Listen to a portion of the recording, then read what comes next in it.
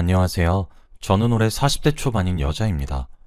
저한테는 눈에 넣어도 아프지 않은 아들 하나 있어요. 아직 초등학생이라 어리고 때도 많이 쓰지만 제 전부입니다. 그런데 아이의 아빠는 같이 살고 있지 않아요. 지금 생각해봐도 어떻게 제 인생에 이런 일이 일어났나 싶지만 그래도 오늘 여러분들 앞에서 저의 이야기를 하며 훌훌 털어버리고 싶습니다. 다들 저의 이야기를 듣고 각자의 아픔을 위로받으셨으면 좋겠어요. 저는 남편과 오랜 기간 연애를 하고 결혼을 해서 그런지 결혼을 해도 별다른 설레임이 없었어요. 다른 부부들은 신혼생활 때 깨가 쏟아진다고 하지만 저희 부부는 그렇지 않았습니다. 서로에 대해서 너무 잘 알기도 했고 너무 오래 봐서 그런지 딱히 두근거리진 않더라고요. 그렇지만 남편은 정말 다정하고 가정적인 성격이라 남편감으로 딱이었습니다. 제가 게으른 편이고 요리도 정말 못하는데 남편은 청소, 요리 등등 집안일을 너무 잘했죠. 저보다 더 잘하다 보니 항상 남편이 했습니다. 그래도 저희는 서로 사랑하는 감정도 있었어요. 다른 친구들보다 우리 둘이서 노는 게 가장 재밌었거든요. 제일 친한 단짝 친구라고 생각하면 됩니다. 저희는 부부 생활이 만족스러웠고 행복했어요.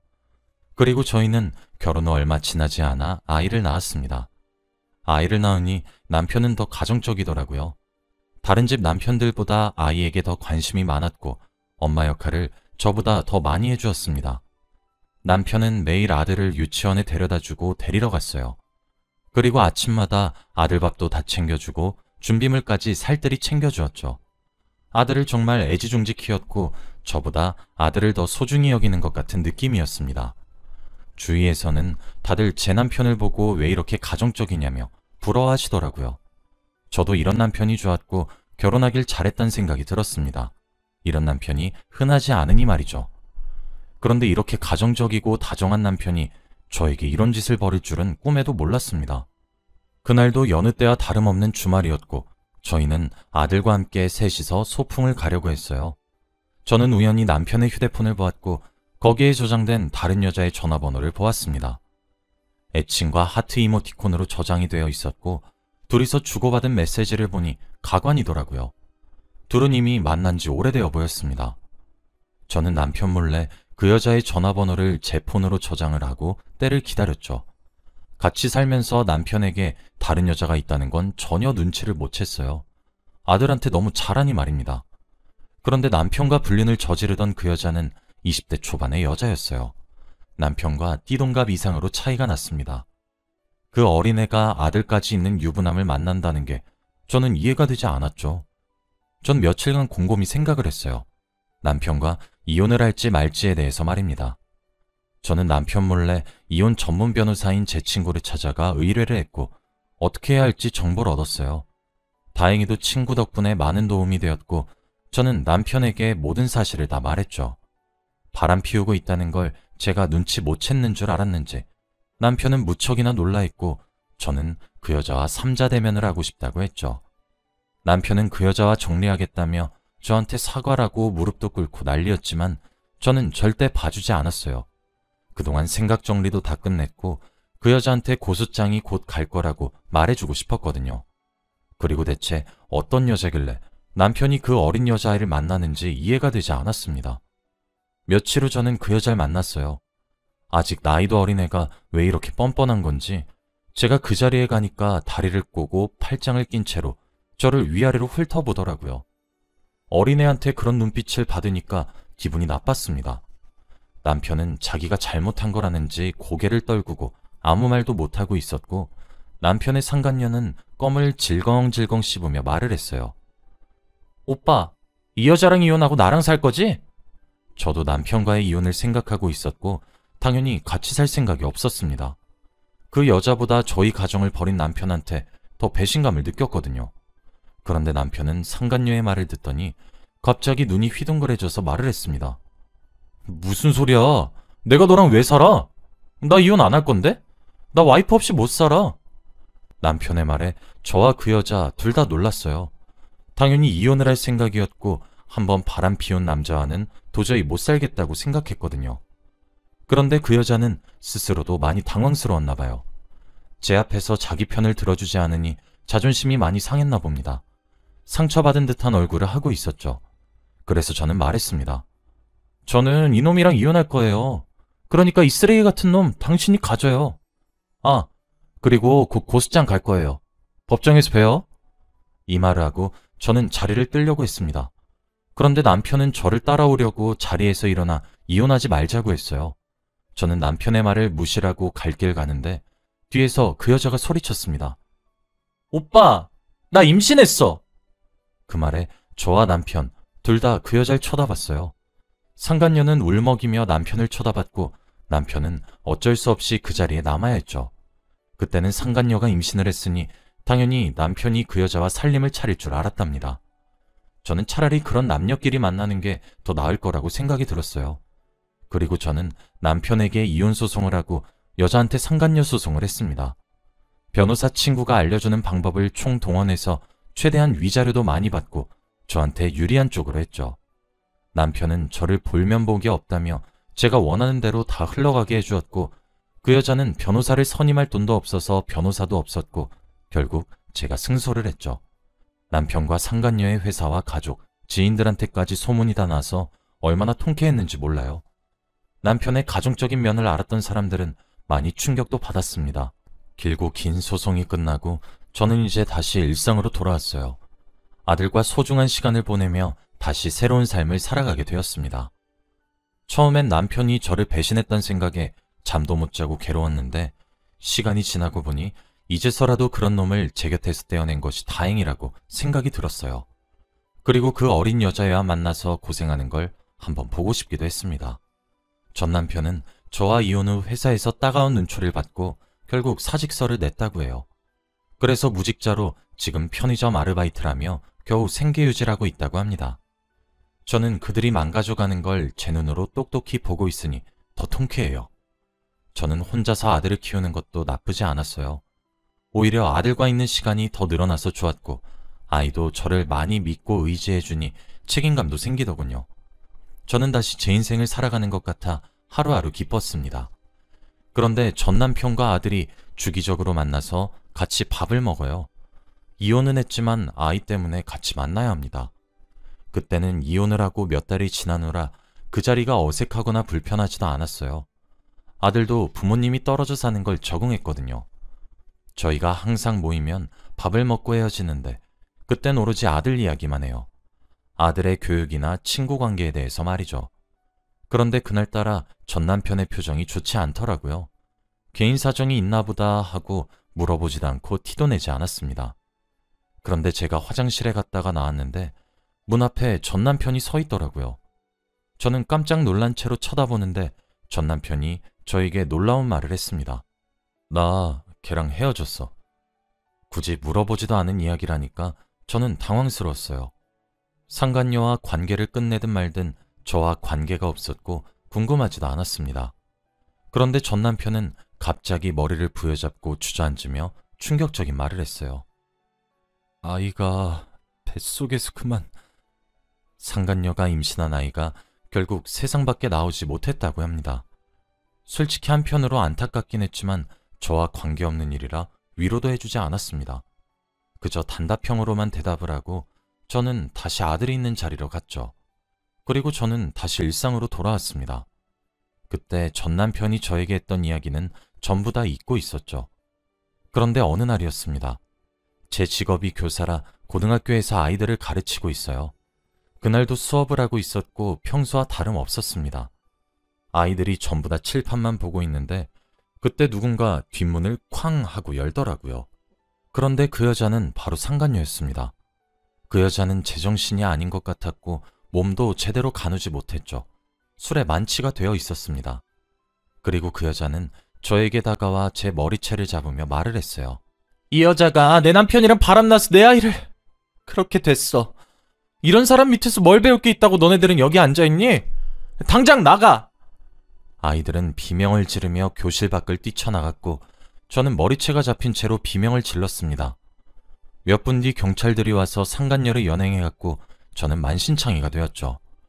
다른 선생님들은 저를 보며 속닥속닥거리고 있었고 저도 경찰서에 가서 조사를 받아야 했기에 같이 경찰서로 갔습니다. 경찰서로 가는 내내 아무 생각도 들지 않았어요. 대체 이게 무슨 상황인지 납득이 되지 않았거든요. 저는 경찰서로 가서 상간녀가 하는 말을 들었습니다. 대체 왜 그런 말을 하고 그런 짓을 벌였는지 말이죠. 그런데 그 여자가 하는 말은 정말 충격적이었어요. 제가 전 남편과 다시 합치려고 불륜을 저지르고 있다고 했고, 뱃속에서 자신의 아이가 그렇게 된 게 모두 제 탓이라고 했죠. 저는 말도 안 되는 소리여서 말문이 막혔습니다. 그런데 그 여자는 확신을 하고 있었죠. 제가 아들 때문에 주기적으로 만나는 게 저와 전 남편이 데이트라는 거라고 생각하고 있었어요. 그리고 무엇보다 자신의 아이가 그렇게 된 건 전 남편 머릿속에 저와 아들 생각으로 가득해서 상간녀한테 소홀하게 대했다고 해요. 전 남편이 저와 이혼 후 스트레스도 많이 받고 죄책감을 느꼈다고 합니다. 그래서 지방과 그 여자한테 소홀해진 것이죠. 그리고 한 달에 한두 번 정도 전 남편이 기분 좋은 날이 있는데 뒷조사를 해보니 그날마다 저와 아들을 만났던 거죠. 그래서 그 여자는 제가 일하는 직장에서 그 난리를 피운 겁니다. 저는 말도 안 되는 소리에 화가 미친 듯이 났고 저에게 한마디의 물음도 없이 그런 식으로 행동한 상간녀한테 분노가 치밀어 올랐죠. 그리고 그때 경찰서로 전 남편이 들어와 이리저리 사과라고 있었습니다. 그런데 전 남편은 곧장 상간녀한테 가지 않고 저한테 와서 괜찮냐고 이리저리 살피더라고요. 그 순간 상간녀는 화를 미친 듯이 냈습니다. 오빠의 아내는 난데 지금 뭐 하는 거야? 그 순간 전 남편은 그 여자한테 가지 않았어요. 무시한 채로 경찰관에게 갔고 이야기를 했죠. 전 남편은 그 여자가 오해를 하고 있었던 걸 이제서야 알게 되었고 저에게 사과를 했습니다. 저는 경찰서를 나오면서 한마디 했어요. 네 아내 관리 잘해. 너 때문에 나 직장 잃으면 어떡하니? 이러니까 어린애들 만나면 고생하는 거야. 그리고 저는 학교로 돌아갔어요. 학교 분위기가 지금쯤 어떻게 되어 있을지 궁금했죠. 당연히 만취한 여자가 하는 헛소리는 믿지 않을 거라고 믿었습니다. 다들 저한테 괜찮냐고 물어봐 줄 줄 알았죠. 그런데 제 예상과 전혀 달랐습니다. 사람들은 제가 상간녀인 줄 알았어요. 정말로 그 여자의 아이를 제가 잘못되게 만든 걸로 믿고 있었고 그 여자의 남편과 바람을 피웠다고 생각했죠. 저와 친하던 선생님들까지 저를 멀리했어요. 그리고 학생들도 저를 상간녀 선생님이라고 불렀습니다. 하루하루가 지옥 같았고 따가운 눈초리도 도저히 견디기 힘들었어요. 제가 아무리 아니라고 말을 해도 믿어주지 않았거든요. 그런데 결국 사단이 일어나고 말았습니다. 학부모님들까지 나서서 저를 해고시켜야 한다고 했죠. 이런 교사 밑에서 자신들의 아이들을 가르칠 수 없다면서 말입니다. 제가 전부 다 거짓말이라고 그 여자가 오해한 거라고 100번 말하면 뭐하나요? 어차피 사람들은 자신들이 믿고 싶은 대로 믿었습니다. 결국 저는 학교를 그만둘 수밖에 없었어요. 상간녀 때문에 저는 직장을 잃게 되었습니다. 그 여자한테 화가 미친 듯이 났고 저는 어떻게든 그 여자한테 복수하리라고 다짐했죠. 그리고 그 전에 아들과 더 많은 시간을 보내기로 했습니다. 제가 그 여자한테 복수를 하는 동안 아들과 많이 못 놀아줄 것 같았거든요. 이제는 출근도 하지 않으니 아들에게 관심을 더 많이 써줄 수 있었습니다. 아들이 초등학생이라 부모의 손길이 많이 필요한데 그동안 혼자서 어떻게 척척 해왔는지 너무 자랑스럽더라고요. 등하교도 혼자 하고 준비물도 잘 챙겨갑니다. 그런데 어느 날이었어요. 그날은 아들이 등교를 하고 저는 집안일을 하고 있었습니다. 그때 누군가 사진을 보냈어요. 사진은 바로 제 아들의 등교길 사진이었습니다. 그리고 그 문자를 보낸 사람은 바로 상간녀였죠. 네가 내 인생 망가뜨렸으니까 나도 네 인생 망가뜨려줄게. 이렇게 문자가 왔어요. 순간 온몸에 소름이 돋고 정신이 혼미했습니다. 그 여자가 등교하고 있는 아들을 찍어서 보낸 거면 제 아들이 위험할 수도 있으니 말이죠. 저는 바로 경찰서에 신고를 했고 아들의 학교로 가면서 전 남편한테 연락을 해 상황을 설명했어요. 전 남편도 엄청 놀라하며 학교로 왔죠. 그리고 저는 그 학교 앞에서 그 여자가 있는 걸 보았습니다. 그땐 이미 아이들이 등교를 하고 난 후라 학교 앞엔 아무도 없었어요. 그리고 저는 그 여자한테 성큼성큼 걸어가는데 반대쪽에서 전 남편이 뛰어오더라고요. 제가 그 여자 앞에 도착하기 직전에 전 남편이 그 여자 앞으로 가 충격적인 행동을 했습니다. 멀리서부터 뛰어오던 전 남편은 자신의 아내인 상간녀 앞에 서서 그 여자의 뺨을 내리쳤어요. 찰싹하는 소리가 들리고 저는 발걸음이 멈췄죠. 그 여자는 고개가 돌아간 채로 정지되어 있었습니다. 전 남편은 소리를 고래고래 질렀어요. 우리 아들은 건들지 말라고 했잖아! 상간녀는 전 남편한테 배신감을 느꼈는지 눈에 눈물이 맺힌 채로 전 남편을 쳐다봤고 멀리서 이 상황을 지켜보고 있던 저와도 눈이 마주쳤어요. 저는 어떻게 해야 할지 감이 잡히지 않았죠. 그런데 그 여잔 속삭였어요. 쪽팔리게. 그 순간 경찰들이 학교 앞으로 들이닥쳤고 그 여자는 연행되어 갔죠. 저와 전 남편은 눈이 마주쳤지만 아무 말도 하지 않았습니다. 그리고 경찰서로 가서 조사를 받고 집으로 돌아갔죠. 그날 전 남편이 전화가 왔어요.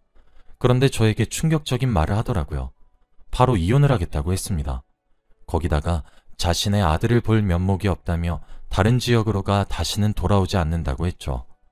다시 아들 앞에 나타나지 않을 거라고 했습니다. 그리고 저에게 자신의 전 재산을 다 주고 떠났어요. 뒤도 돌아보지 않고 떠났고 저는 배웅도 하지 않았습니다. 하마터면 아들이 위험할 뻔했으니 말이죠. 그 여자는 끝까지 저에게 사과를 하지 않다가 결국 법정에 들어가 교도소에 관련된 이야기가 나오니 금세 허리를 숙이며 사과하더라고요. 저는 절대 받아주지 않았고 매몰차게 그 여자의 사과를 거절했습니다. 그 여자는 결국 짧은 기간이었지만 감옥에 들어가게 되었죠. 그리고 저와 아들도 다른 동네로 이사를 갔습니다. 그곳에서 새 출발을 하고 싶었고 아들이 더 넓은 세상을 바라볼 수 있는 곳으로 말이죠. 그런데 이 일이 있고 나서 전에 일하던 학교에서 연락이 오더라고요. 다시 돌아오라고 말이죠. 쫓겨날 때는 몰랐는데 막상 이렇게 다시 부르니 가기 싫더라고요. 제 말은 아무도 안 믿어주다가 이제 와서 소문이 나니 들어주었습니다. 저는 교장 선생님께 다신 돌아가지 않는다고 선언을 한 뒤 개인 학원을 차렸어요. 그래도 나름 학교 선생님 출신이어서 그런지 처음부터 학생들도 많이 들어왔죠. 점점 유능한 선생님들도 영입을 하니 시간이 지나고 나서 학생들이 정말 많아졌습니다. 학교 선생님을 할 때보다 수입은 2배 이상 늘었고 자유롭게 아이들을 가르칠 수 있으니 더 좋은 것 같아요. 저희 동네에서 유명한 학원이 되어서 이제는 다른 동네에도 학원을 세워볼까 생각 중입니다. 이제 와서 제 인생이 피는 것 같아요. 저는 요즘 하루하루가 행복하고 즐거워요. 학원 아이들을 보면 다 제 친자식같이 느껴지네요. 오래오래 아이들을 보고 싶고 가르치고 싶어요. 그리고 아들도 저를 너무 잘 따라주고 스스로 잘 해내서 얼마나 자랑스러운지 모릅니다. 아들한텐 늘 미안한데 반듯하게 커줘서 고마울 따름이죠. 저는 이젠 과거의 아픔은 다 잊고 새 인생을 살아가고 있어요. 혹시 여러분들 중에서도 힘든 일을 겪고 계신다면 다 훌훌 털고 새 출발하시길 바랍니다. 저희 이야기는 여기까지예요. 들어주셔서 감사합니다.